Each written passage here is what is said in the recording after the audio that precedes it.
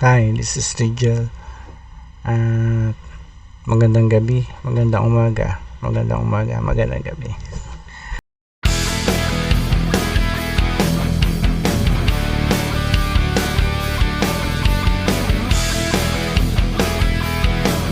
Panood ko po yung kanina yung nag-rally po sa EDSA yung mga loyalista ni BBM.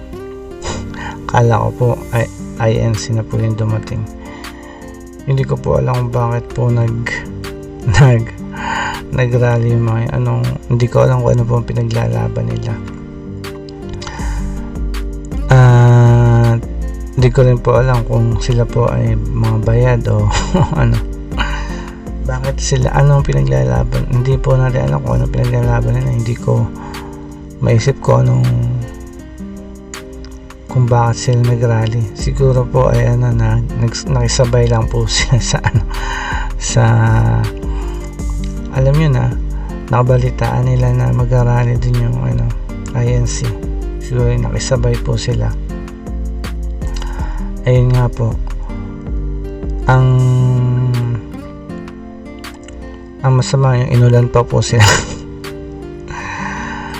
Ay nako, hindi ko na po alam kung ano pong pinaglalaban nila kung oppose na po sila kay Marcos or kay Sara. Pero may mga po silang doon na magnanakaw daw po si Sara. Pero hindi naman nila naiisip yung ninakaw ni Marcos. Ano po, sa dami pong bilyon-bilyon na wala hindi po nila binubusisi o hinahanap. Nagtataka nga po ako bakit ganun. Pera-pera lang po ba yan? Hindi ko rin po alam kung kailan po yung sa INC. Sana naman po ay matuloy po yun at magkaroon tayo ng malawakang protesta para sa ating gobyerno. Hindi na po maganda po ang ating gobyerno. Marami na pong conflict sa ating sariling gobyerno. Sila na rin po nagkakaroon ng conflict. At saka po ang gobyerno natin ngayon ay puro mga crocs. Ano yung crocs? May House of Crocs.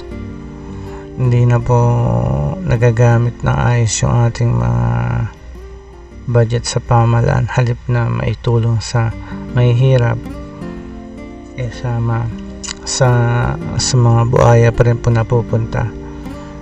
Hay nako, gising mga Pilipino, dapat tayo magkaisa.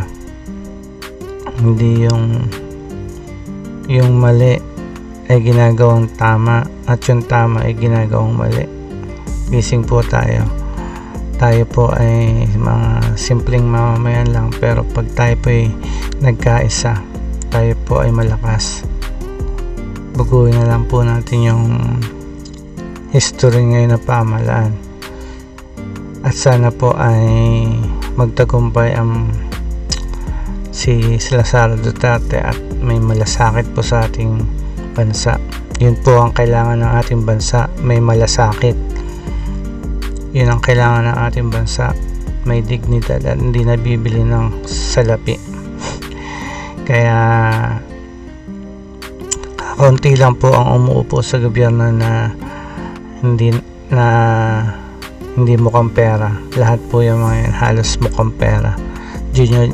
Ginagawang Diyos na ang pera. Kaya love of money is the root of all kinds of evil. Nagiging greediness na po sila. Greedy na po sila sa kapangyarihan, sa pera. Kaya po mga kababayan kong Pilipino, maging maingat po tayo sa darating ng halalan. Maingat po tayo magboto.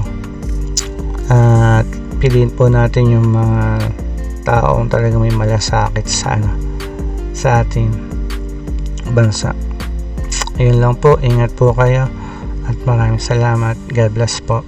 Please subscribe po. Thank you.